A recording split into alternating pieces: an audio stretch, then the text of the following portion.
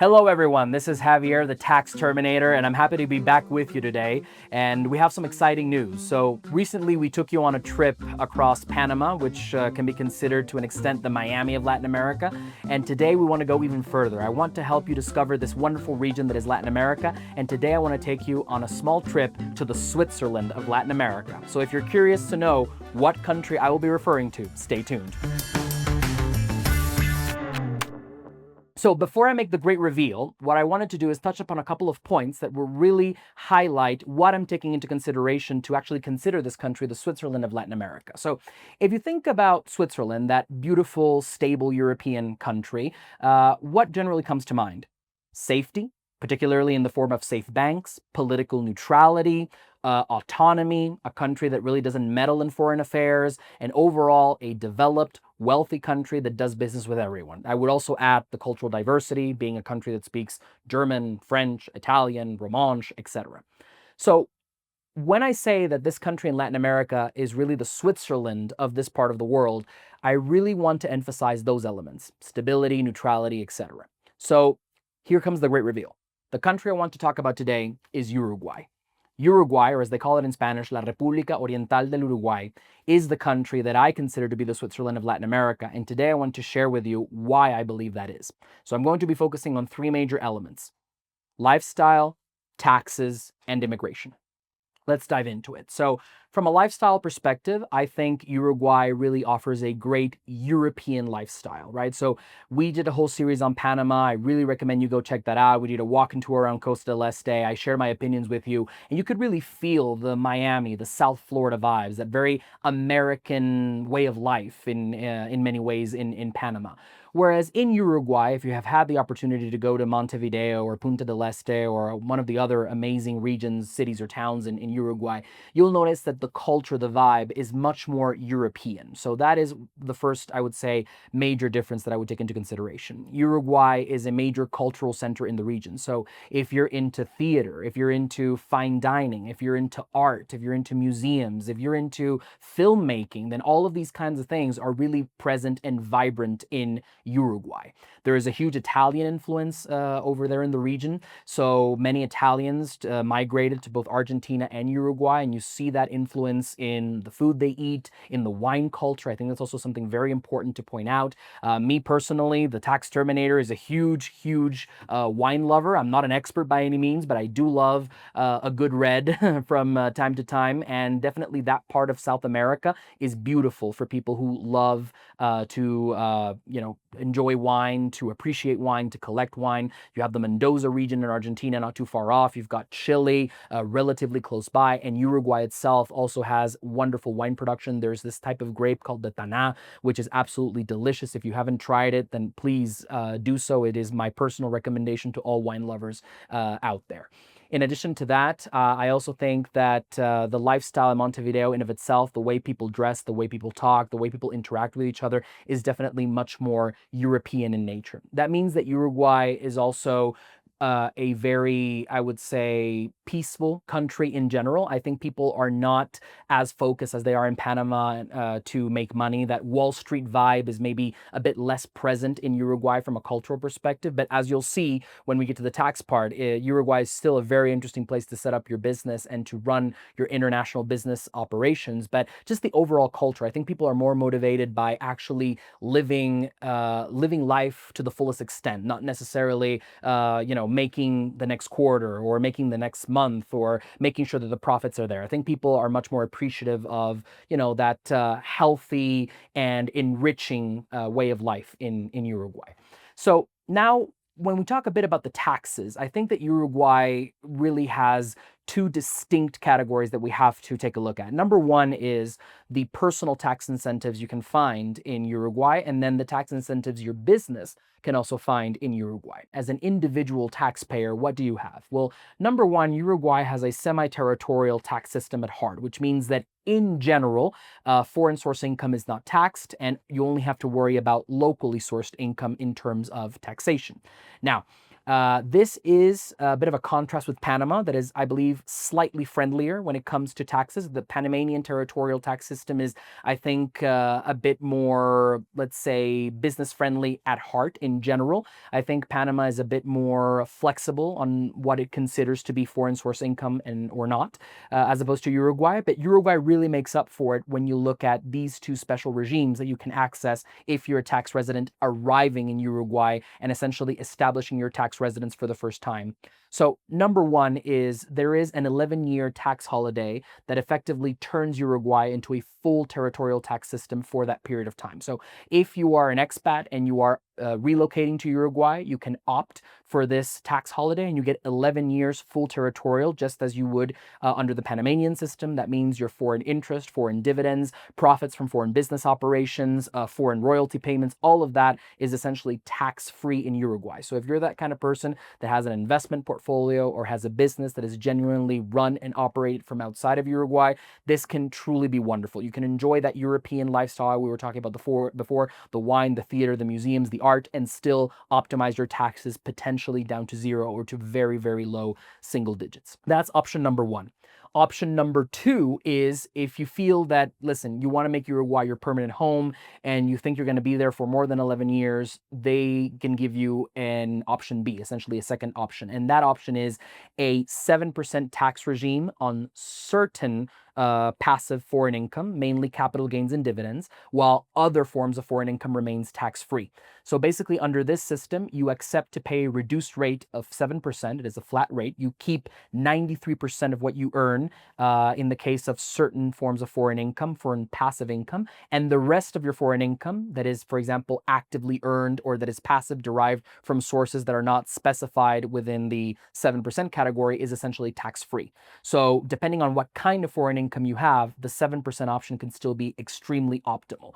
Also, again, as I mentioned before, if you're planning to make Uruguay your long-term home and you don't mind paying maybe a small 7% tax on dividends, as long as you get that in perpetuity, then that's fine. If you don't opt for the 7% option and rather stay with the 11-year tax holiday, once the tax holiday ends, your tax rate on dividends, capital gains, and other forms of passive income that are foreign could go up to 12%. Again, not all foreign income is taxed, but some is. And so if you really want that difference from 12 to 7%, opt for option B. So up to you to choose, but two very good options. Now, in many cases, people say, okay, Uruguay is great from a personal perspective, but what happens to my business? And here is where I really think that as the tax terminator, as the international tax attorney that I am, I really think I'm going to add some value to everyone watching at home, because many people ignore the fact that Uruguay has some excellent tax incentives for businesses, right? So this is regardless of what you do individually, this is for your business, for your company. So the number one element I really want to bring up here is the trading company regime. So over the years as a tax attorney, I've worked with many clients that trade international goods. You know, maybe they buy furniture in Italy and they sell it to clients in Miami, Florida, for example, or they'll buy, you know, goods in Paris, France, let's say wine, for example, because we're in that wine theme, and then they'll sell it to a client in, let's say, Panama. So those kinds of people that trade international goods for a living, and that's their business, if you decide to incorporate in Uruguay, there's a special tax regime for you. So essentially the way it works is the Uruguayan tax authorities will look at your profit. So they'll look at what you're making. Let's say you bought the good at $100, you're selling it at $1,000, you have a 900% profit, right? Out of that profit, they'll take 3%. So they'll take 3% of 900 in my example, and they'll say, okay, this percentage is Uruguayan source income because you're operating your business from here, you have offices here, etc. And on that 3%, they'll impose the full corporate tax in Uruguay, 25%, which, as you can see, ends up at a total rate of 0.75%. So I know the math can be a bit complicated, but in essence, it means that only 3% of your profits are subject to tax, right? And then on top of that, when you distribute dividends from your company, only that portion that was actually subject to Uruguayan corporate income tax will be subject to dividend tax in Uruguay. So when you look at the entire structure of a trading company, the end result is that you have an overall tax burden that is slightly under 1%. Let's call it 1% to round it up. So if you're in that kind of business, you can live in Uruguay, let's say take advantage of the 11-year tax holiday and have your business essentially taxed at 0.75%. You pay something minimal on the dividend side. And so overall, you've optimized your taxes potentially down to around 1%. So I think that is a huge win for everyone. Option number two, many people ignore that Uruguay has free zones. So just like in Dubai, everyone talks about the free zones, and free zone companies were a big thing for a very long time. Uruguay also has this model. So under the free zone company regime, essentially what you get is, and drum roll please, because this is really excellent, essentially what you get is, number one, operations that are tax-free from the corporate income tax perspective, so no corporate income tax. And number two, any dividends you take out of that company will also be completely tax-free. So you essentially have a completely tax-neutral company that can operate from Uruguay. Now, you do have to operate from a free zone, which means that you do need to submit a business plan to Uruguayan authorities, and there is a requirement to hire Uruguayans. That is the only catch. In addition to that, you also need to prove that your economic substance will be in Uruguay. So Uruguay doesn't want anyone taking advantage of the free zone company regime and then running their operations from whatever other country. They really want you to base your operations in Uruguay. But if you meet all the criteria, then you can essentially operate tax-free.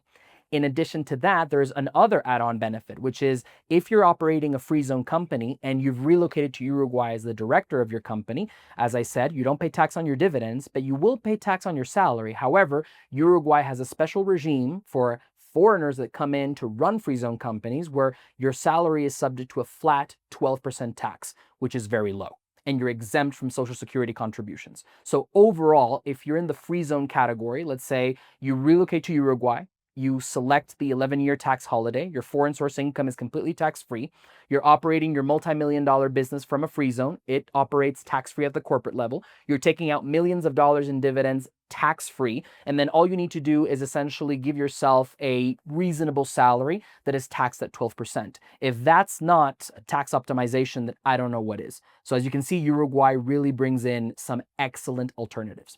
Now, from the immigration perspective, I would like to refer you more to my immigration colleagues, but I don't want to end this video without mentioning that Uruguay is also very friendly from that migration perspective. So you can get a digital nomad visa. You can essentially relocate to Uruguay if you buy property. You can relocate to Uruguay by proving that you have some form of passive income. You can relocate to Uruguay also by being the director of a free zone company. So there are multiple options that you can choose from. In fact, depending on how you choose to earn your tax residence in Uruguay, you can potentially be a tax resident of the country by spending as little as 60 days.